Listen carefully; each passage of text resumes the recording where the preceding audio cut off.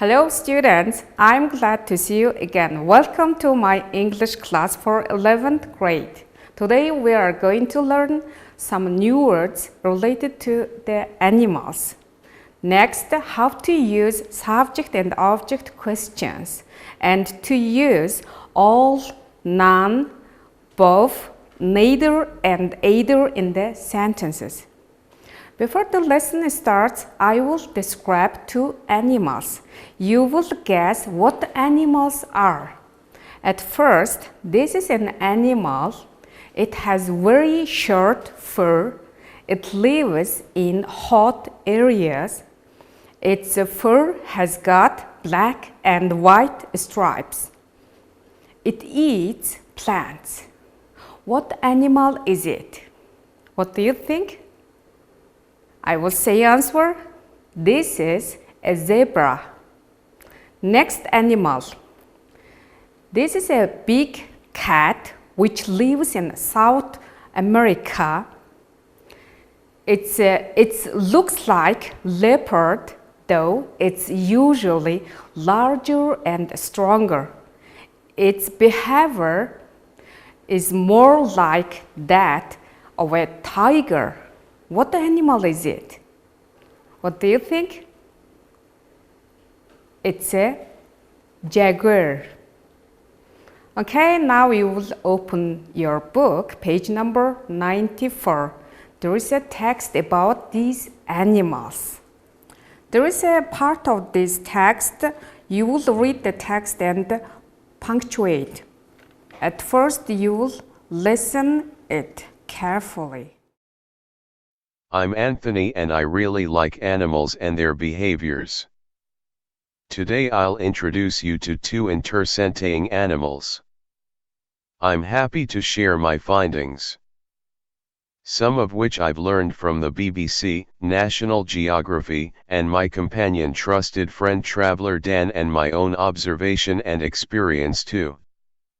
Today I got up at 5 a.m. in the morning and headed to observe these two animals in their habitat. Here's what I want to tell you. Okay, now let's see how this text had been punctuated. At the beginning of sentence, small letter should be capital.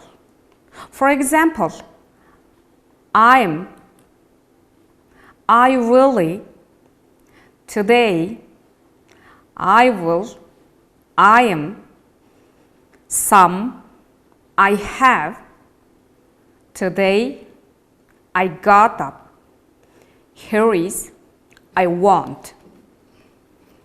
And next, some people's names and the proper nouns should be capital letters. For example, Anthony, BBC, National Geography, Dan, that's all. Okay, all the sentences start with the capital letter. Second important thing is names and the proper nouns start with the capital letters. When you write something, you will use this punctuation in the sentences. Now you will look at exercise 13b. Let's answer the questions. First question, at what time did Anthony get up? Second question, who went out to observe animals? Third question, who does he travel with? Do you understand these questions? What's the difference between these questions? Yes, of course, there is a difference between these questions. So we are going to learn subject and object questions.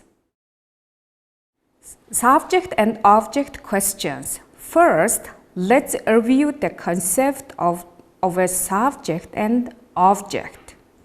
The subject is the person or thing that performs the action. For example, we want some fruit juice. The subject is we. Next example, smoking causes cancer. The subject is smoking. Next example, Daniel made a sandwich. The subject is Daniel.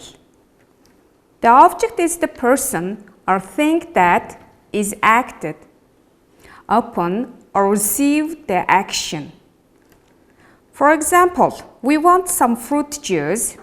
The object is fruit juice.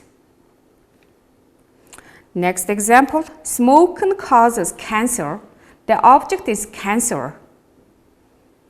Daniel made a sandwich. The object is sandwich. These are object.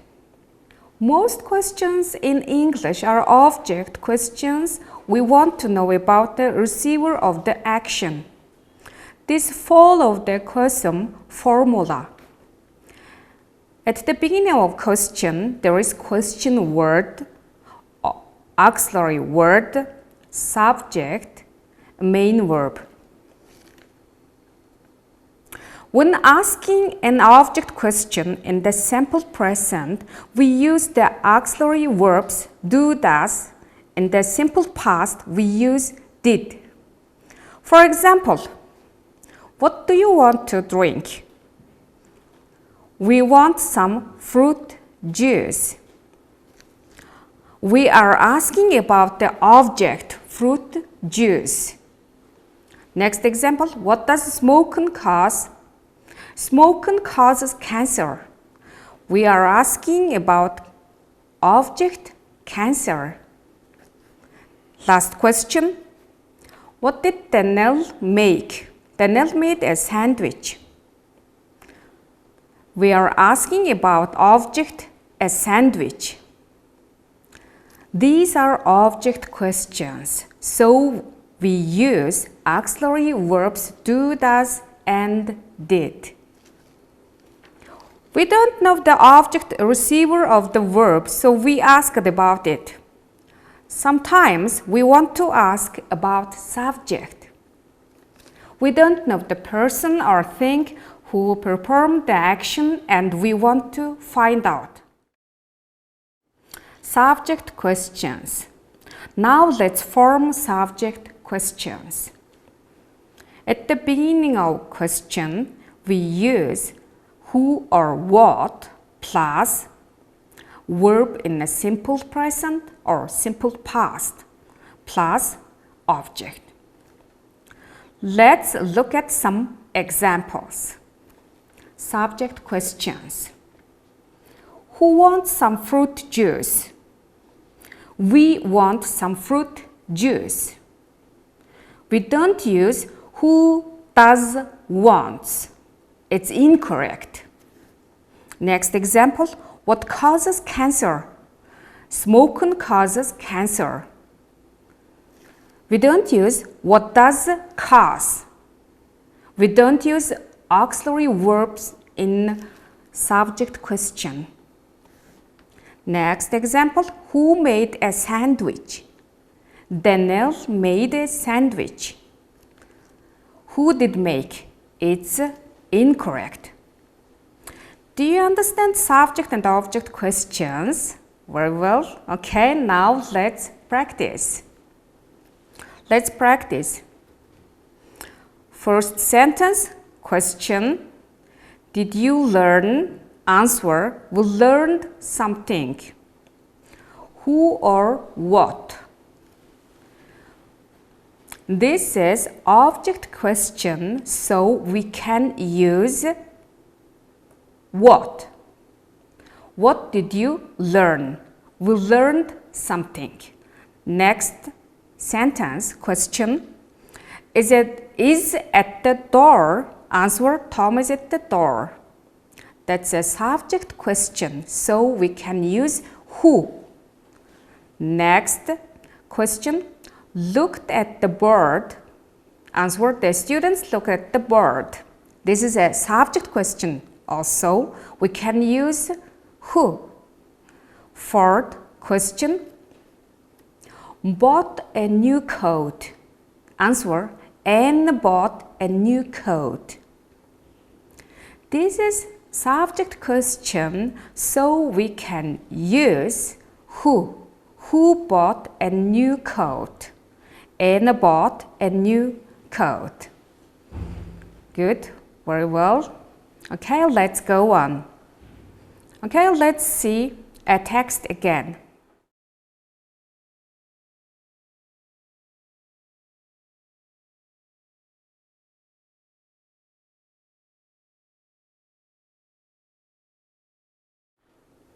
And let's answer the questions. First question, at what time did Anthony get up? Answer, he got up at 5 a.m. This is object question. Next question, who went out to observe animals? Answer, Anthony. This question is subject question. Third, who does he travel with? Answer, his friend Dan. This is object question. You should answer the other questions at home. Now let's go on. Let's learn some new words related to the animals. There are animals, names, and pictures. I will read definition of the new word. You will listen to me carefully. Scavenger. That means an animal that feeds on a carrion, dead plant, material, or refuse. Second word, vulture. That means a large bird or prey with the head and neck more or less bare of feathers, feeding chiefly on carrion. Last word, magpie. It means a long-tailed crow with badly marked or green plumage and noisy call. Okay, do you know these new words? You have known the meanings of these new words. Now let's practice. Let's match the words with their pictures. Scavenger, picture 3. A magpie, picture 1. A vulture, picture 2. Okay, good. Next words. A coyote. It means a wild dog that resembles the wolf native to North America. A crow. It means a large perching bird with mostly glossy black plumage, a heavy bill, and raucous voice. Fungi. It means any of a group of spore-producing organisms feeding on organic matter, including yeast, mushrooms, and toadstools. You have learned the meanings. Now let's practice. Match the words with their picture. A. Coyote, picture 3. A crow, picture 1. Fungi, picture 2. Well done. Good. You have learned some new words related to the animals. Okay. There are 4 ways to memorize the new words. At first, there is a meaning. Herbivore is an animal that eats plants. Second synonym, it's a vegetarian.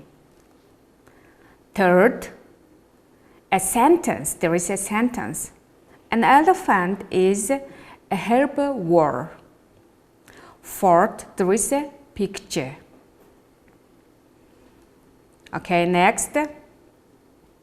Carnivore is an animal that eats meat. Synonym, meat train. Third, a lion is carnivore. There is a picture. Next, an omnivore is an animal that eats both plants and meat. Synonym, vegan and Mediterranean. A sentence, a bear is an omnivore. There is a picture. Last word, insectivore. An insectivore is an animal that eats insects, worms, and plants. Synonym, mammal. Next, a mouse is an insectivore. There is a picture. Okay, you have learned 4 ways of memorizing new words. Now look at these sentences. I will read them. Neither animal can live without this food chain or web. Next sentence. None of us knows about them perfectly. Last sentence. An omnivore is an animal that eats both plants and animals. Okay, you should know neither, none of, both, either, and all. Do you understand how to use either and neither in the sentences? Okay, I will write some sentences on the board. Look at these sentences. First, all. All refers to more than 2 people or things. It has positive meaning. For example, all the students passed the exam. Do you understand? You should write down. Okay, next, both. Both refers to 2 people or things. It has positive meaning. Verbs in the plural. Okay, for example, both James and Robin are students. Okay, good. Last, third, none refers to more than 2 people or things. It has negative meaning. For example, are there any biscuits left?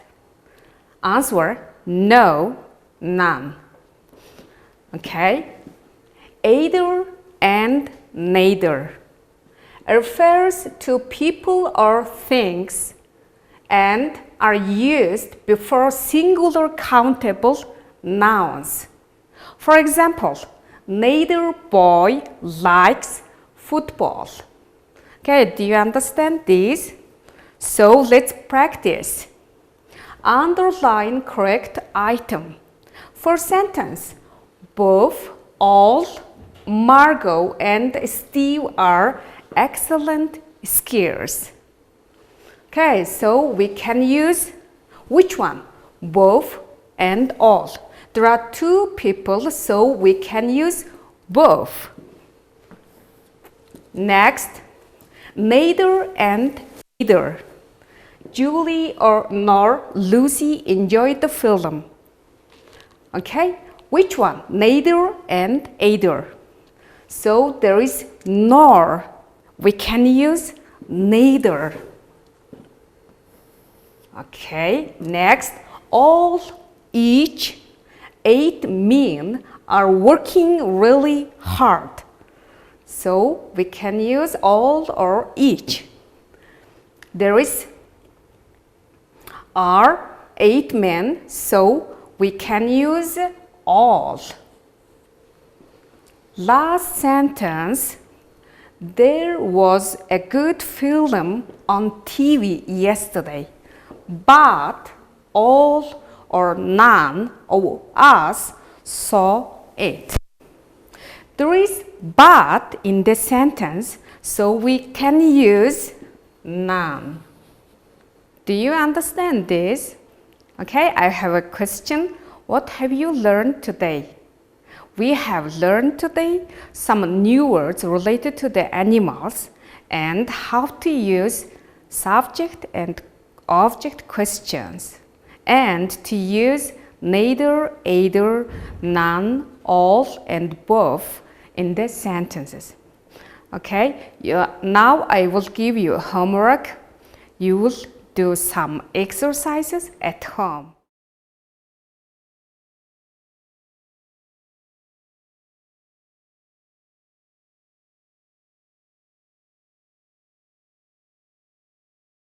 Goodbye.